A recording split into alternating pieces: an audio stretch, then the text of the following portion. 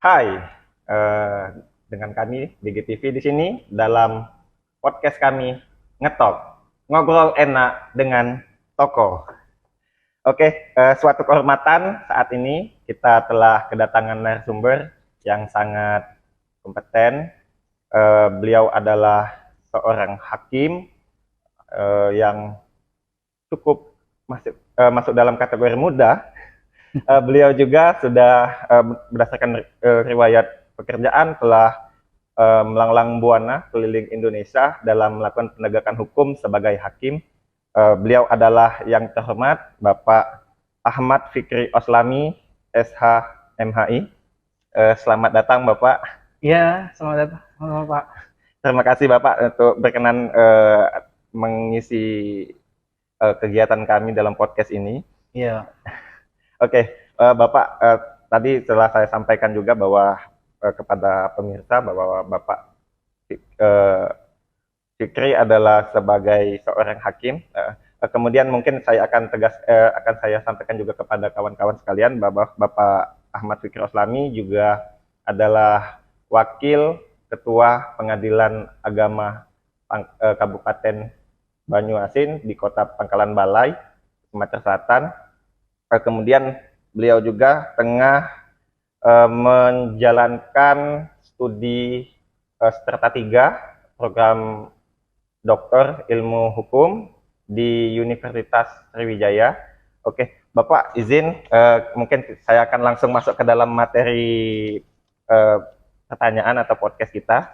iya, Uh, Pak, sebagaimana tadi telah disampaikan bahwa Bapak adalah seorang hakim. Mungkin masyarakat atau pemirsa sekalian juga ingin mengetahui sih bentuk atau posisi idealnya hakim di Indonesia itu seperti apa sih, Pak? Iya, baik. Terima kasih Pak Rizky ya.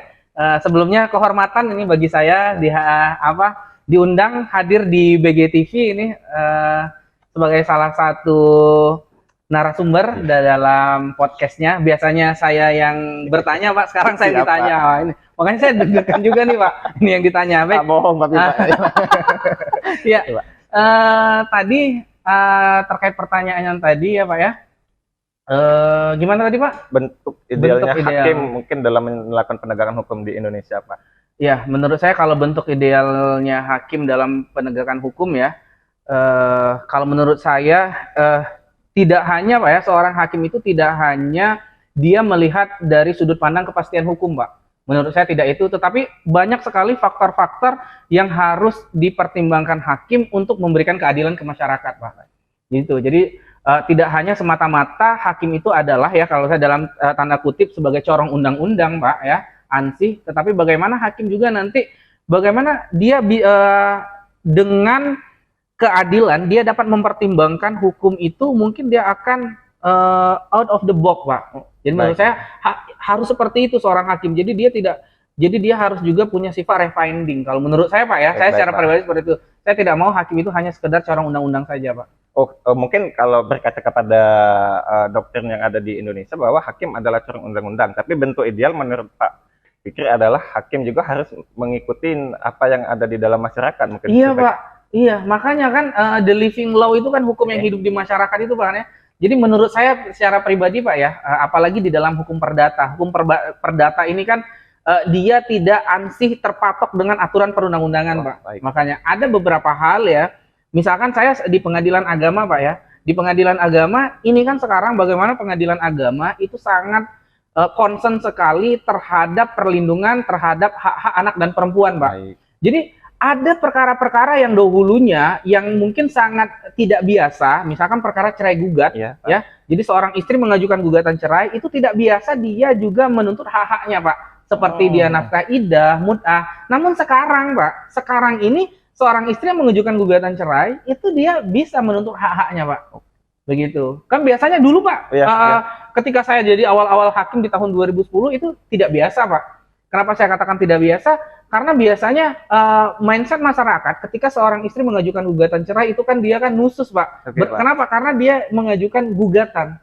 Jadi pemahamannya pasti ini pasti dia nusus nih katanya gitu kan. Ya nggak hak terhadap hak-haknya itu. Tapi sekarang semuanya sudah berubah Pak. Gitu. Itu salah satunya Pak. Berarti saat ini bentuk dahulu tabu Pak ya, seperti kalau seorang istri kemudian menggugat cerai suaminya itu adalah suatu ketabuan. Kemudian saat ini hukum dalam penegakannya juga kemudian mengakomodir kepentingan hak-hak wanita dan anak-anak Pak ya. Betul Pak, iya. Gitu. Baik, tadi Bapak singgung dalam kegiatan Bapak sebagai hakim di pengadilan agama. Ini juga ada pertanyaan kemudian terkait dengan keadaan di Timur Tengah, kemudian dalam sejarah Islamnya mengenal istilah atau jabatan qadhi dan juga mufti. Adakah kesamaan atau perbedaannya dengan hakim di pengadilan agama khususnya di Indonesia, Pak? Iya, baiklah Pak. Ada beberapa perbedaan antara qadhi dan mufti, Pak. Jadi kalau kita melihat, kalau mufti itu kedudukannya dia sebagai mufti itu kan orang yang memberikan fatwa, Pak ya. Jadi kan ketika ada seseorang ingin meminta suatu fatwa atau suatu pendapat hukum, maka dia akan datang ke mufti. Tetapi tidak dia berbeda dengan qadhi. Berbedanya pendapat hukumnya itu dia tidak tidak ada dalam ada ikatan khusus, Pak. Maksud dalam ikatan khusus ini dia tidak terikat. Jadi apa yang disampaikan oleh mufti itu tidak serta-merta wajib diikuti oleh yang meminta fatwa. Seperti itu, Pak. Itu kalau dia seorang mufti, kan, Pak. Nah, kalau dia seorang qadhi, qadhi itu adalah hakim, Pak. Hakim dengan putusan-putusannya yang wajib dijalankan ketika diputuskan. Begitu. Jadi itu adalah perbedaan yang sangat mendasar antara mufti dan qadhi. Ketika kita aplikasikan di Indonesia, Pak ya, kedudukan antara qadhi dan mufti ini, maka kita akan melihat kedudukan antara pengadilan dan majelis ulama, gitu jadinya. Jadi kalau jadi kedudukan mufti itu ya sama seperti majelis ulama Indonesia, begitu ya. Jadi dia memberikan mungkin ada hal-hal yang ada sesuatu yang sekarang menjadi kontroversi di masyarakat. Misalkan kalau di Aceh, Pak ya, ini majelis ulamanya, majelis pengurusan ulama di Aceh itu mengatakan mengharamkan permainan online, game online, Pak. Game online itu dikatakan haram. Yang jual beli chip gitu ya, itu haram, itu dikatakan. Nah, ini kan menurut fatwanya majelis ulamanya. Tetapi kan itu namanya fatwa, itu boleh diikuti, boleh tidak. Sifatnya. Iya, sifatnya. Ya. Tetapi kalau misalkan pengadilan itu kan udah dia wajib dipatuhi, Pak. Apapun putusan hakim itu wajib dipatuhi karena akan ada konsekuensi hukum gitu. Jadi kalau tadi fatwa itu tidak ada konsekuensi hukumnya. Jadi seperti itu mungkin perbedaan mendasarnya, Pak. Oke, terima kasih Pak. Panjang lebar dan sangat dalam dan berisi yang disampaikan oleh Pak Fikri. Mungkin kita juga akan sampaikan sedikit kegiatan dari kawan-kawan, khususnya dari Lembaga Penelitian Sriwijaya Institute, kemudian dengan kawan-kawan bersejarah dan Sekolah Tinggi Ilmu Hukum Sumpah Pemuda, bahwa sebagai lampiran kita di bawah melakukan kegiatan penelitian, khususnya penelitian di bidang ilmu hukum, sosial, budaya, dan politik. Sudah ada beberapa karya, kemudian mungkin bagi kawan-kawan yang berminat atau pemirsa yang berminat bisa dicek di bagian deskripsi konten kita kali ini.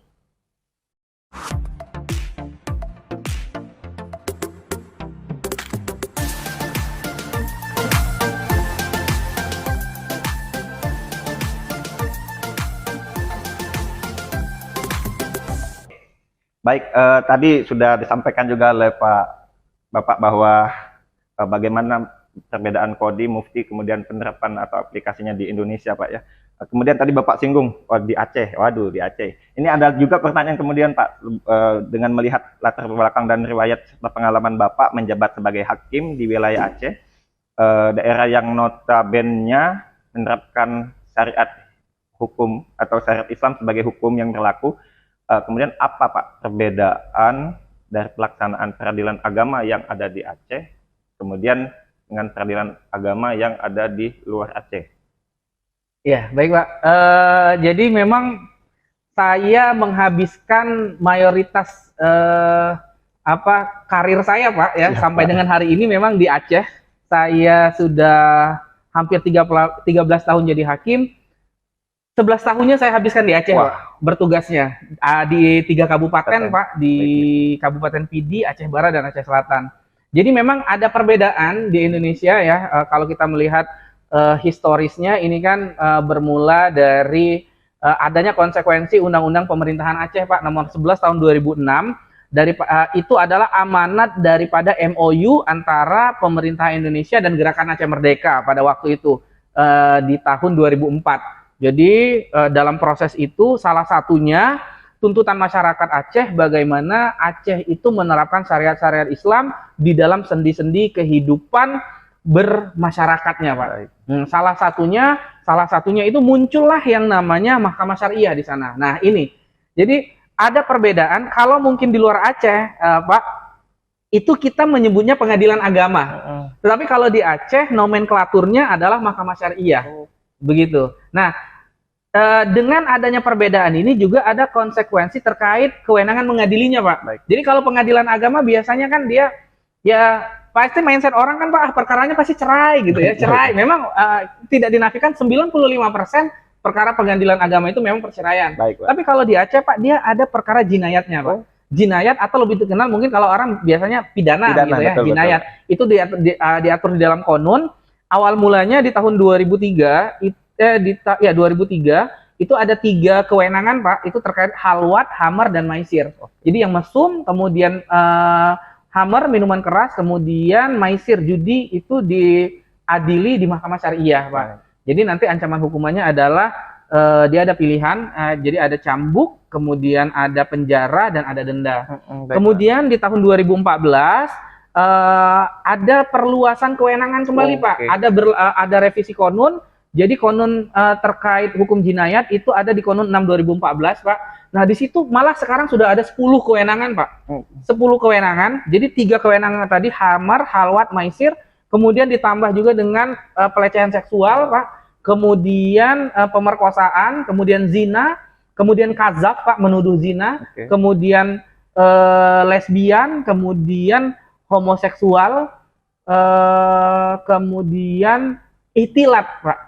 Ihtilat itu dia bercumbu. Nah, jadi ada 10 kewenangan, jadi ada 7 kewenangan baru yang masuk ke Mahkamah Syariah. Mungkin orang mengenal perkara pelecehan seksual dan pemerkosaan itu di pengadilan negeri. Iya, Pak. Nah, ini kalau di Aceh itu di Mahkamah Syariah, Pak. Jadi saya 11 tahun banyak menangani perkara-perkara pidana. Di mana di situ ada jaksanya, begitu kan, Pak? Ada jadi seperti beracara pidana. Hampir sebenarnya ya kalau kita sebenarnya dilihat secara umum hukum acara jinayat itu tidak jauh berbeda dengan hukum acara pidana, Pak. Kalau bisa saya katakan agak copy paste lah, Pak. Jadi hampir sama. Jadi jaksa-jaksa yang bertugas di Aceh pun adalah jaksa-jaksa yang melalui proses penerimaan dari Kejaksaan Agung juga, Pak. Dan banyak loh orang Palembang, Pak, malah. Orang Palembang banyak jaksa-jaksa muda yang ditempatkan di Aceh itu kan. Mereka juga dituntut untuk wajib menjadi jaksa syariah jadinya. Jadi dia wajib juga menguasai terkait konon-konon yang ada gitu, Pak. Oh, berarti kalau di Mahkamah Syariah tadi mungkin bagi kawan-kawan yang belum paham juga ternyata Mahkamah Syariah sebenarnya adalah bentuk lain dari pengadilan agama sebenarnya. Betul. Cuman ada penambahan di bagian jinayat atau tambahan kepada bidang pidananya mungkin, Pak. Iya, tapi kalau untuk yang di luar itu, di luar pidana tambahan 10 tadi, Pak, apakah tetap kepada pengadilan negeri atau ada bentuk pengadilan lainnya, Pak, di sana, Pak? Iya, tetap, Pak. Jadi di luar yang sudah diatur di dalam konun itu semua tetap masih dilaksanakan seperti di Indonesia pada umumnya. Jadi dilakukan di pengadilan negeri. Malah, Pak, kemarin di tahun 2020 ketika saya mau keluar itu sempat muncul wacana perkara korupsi itu mau dipotong tangan, Pak. Wacananya mau gitu dari badan legislatifnya. Muncul wacana, tapi belum, Pak. Jadi ada wacana sebenarnya Aceh ke depan saya melihat bagaimana formalisasi hukum syariat Islam itu sudah mulai ingin diterapkan, begitu, Pak. Salah satunya itu ada wacana yang korupsi tadi, Pak. Kalau korupsi diterapkan itu ke Mahkamah Syariah, Pak. Jadi hakim-hakim Mahkamah Syariah, pengadilan agama itu harus bersertifikat juga seperti hakim-hakim tipikor jadinya, Pak. Gitu, Pak. Benar-benar ini berarti Pak menjalankan. Jadi kalau kategori potong tangan setahu saya sih kalau di dalam hukum Islam adalah pencuri masuk kategorinya, Pak, ya. Iya. Itu belum, Pak, belum sampai ke sana kan. Jadi hukuman yang ada di bentuk hukuman yang ada di dalam konun itu masih bentuk hukumannya itu dia berbentuk takzir dan hudud, Pak. Tidak sampai ke kisos, Pak, ya, yang sampai Eksekusi. eksekusi mati begitu, atau sampai potong tangan, itu belum sampai ke sana Pak. Ya takutnya kalau sampai Pak, banyak sekali orang-orang yang buntung-buntung gitu dipotong tangan. Jadi ketahuan Pak. Iya, jadi ketahuan ini Pak. pernah gini. Oh, ini pernah. Baik Pak, izin mungkin satu pertanyaan terakhir nih sebagai penutup. Apa nilai atau akar ajaran Islam yang sangat penting yang dipedomi untuk menjadikan hukum di pengadilan agama yang lebih baik Pak untuk di Indonesia? Iya, jadi kalau saya melihat Pak, kan ya kita tidak menafikan ya Indonesia ini multikultural dan multi etnis dan multi agama ya. Intinya sih sebenarnya bagaimana toleransi beragama. Jadi kalau dikatakan apakah syariat Islam itu dapat diterapkan, ya sebenarnya tergantung lagi kita kembalinya bagaimana keinginan masyarakat itu sendiri Pak ya. Nah kalau kita lihat dalam konteks Palembang, Palembang ini kan kalau kita ngelihat sejarahnya kan kesultanan Pak, Kesultanan Palembang Darussalam. Ya itu kan malah dia bentuknya berarti kan Islam Pak. Nah sebenarnya bisa saja. Sekarang bagaimana keinginan tersebut, apakah memang mewakili? Nah itu perlu kajian ya Pak ya. Perlu kajian lebih lanjut, apakah memang benar-benar mewakili keinginan masyarakat Sumatera Selatan atau tidak begitu Pak. Tapi menurut saya sah-sah saja, sudah mulai banyak sekarang konon-konon atau perda-perda di daerah di luar Aceh itu yang bernuansa syariat Islam, Pak. Kita lihat bagaimana misalkan perda larangan miras gitu kan sudah mulai ada, Pak. Dan sebenarnya nggak ada masalah, tidak ada istilahnya orang itu alergi. Jujur Pak, saya selama di Aceh banyak non-muslim itu dia mau diselesaikan perkaranya itu malah di Mahkamah Syariah atau Pengadilan Agama daripada dia diselesaikan di Pengadilan Negeri, Pak. Karena untuk non-muslim ini kan dia punya hak untuk memilih hukum, Pak. Mau diselesaikan di mana? Ketundukan atas hukum, Pak, ketundukan atas hukum ya, untuk perkara-perkara tertentu. Banyak saya menangani perkara non-muslim, kami ingin diadili di mahkamah aja katanya. Dengan alasan ya pertimbangannya ya itu tadi, hukumannya cenderung adalah hukuman cambuk. Setelah itu kan kami tetap bisa memenuhi kewajiban kami, misalkan kepala keluarga. Jadi sebenarnya nggak ada masalah. Toleransi beragama di Aceh itu menurut saya salah satu daerah yang bisa menjadi daerah percontohan terhadap toleransi beragama di Indonesia, Pak. Tidak ada masalah, Pak. Non-muslim di Aceh hidup berdampingan, mereka menghormati syariat Islam. Mereka enggak, misalkan Pak ya, Aceh menerapkan syariat Islam, pakaian harus tertutup. Mereka Pak, teman-teman non-muslim di sana dia enggak ini, Pak. Enggak, walaupun mereka tidak memakai jilbab, tetapi mereka pakaian yang sopan. Bahkan untuk aparaturnya, Pak, ya, ada beberapa saya pernah nemuin polisi dia Kristen Pak, tapi pakai jilbab Pak. Wow. Mereka menghormati. Hakim-hakimnya ada Pak, dia pakai jilbab. Itu nggak dipaksa Pak ya? Tidak dipaksa, keinginan diri sendiri dengan adanya kearifan lokal yang ada di Aceh Pak. Makanya, jadi nggak ada keterpaksaan Pak. Karena tidak diwajibkan, non-muslim nggak wajib dia pakai jilbab, nggak wajib. Tapi ternyata bagaimana toleransinya itu. Nah ini yang tidak pernah di blow up. Yang di blow up ya ketidakadilan segala macam. Menurut saya nggak ada Pak. 11 tahun saya di sana, toleransi berjalan di Aceh. Nggak ada yang nggak pernah ada konflik, nggak ada konflik sukuisme di Aceh, nggak pernah ada Pak. Silakan dicek di berita-berita, nggak ada. Oke, panjang lebar penjelasan dari Bapak tadi, baik itu pengalaman, kemudian direlevansi dengan pengetahuan yang ada. Pak Fikri, terima kasih atas atas berkenan waktunya Bapak. Iya, sama-sama Pak. Iya. Kita. Okay. Next time nanti saya yang mengundang Pak ya. Iya. Cuman kapasitas saya nggak memasuk mungkin Pak. Nggak mau nggak Pak. Luar biasa, hostnya luar biasa. Ya. Baik, pemirsa sekalian, kawan-kawan dimanapun berada, itu tadi bincang-bincang kita dalam ngetok ngobrol enak bareng toko bersama Bapak Ahmad Fikri Oslami, SHMH, sebagai Wakil Ketua Pengadilan Agama Pangkalan Balai. Oke, demikian acara kali ini. Kita tutup dengan Assalamualaikum warahmatullahi wabarakatuh. Waalaikumsalam warahmatullahi wabarakatuh. 3, 2, 1.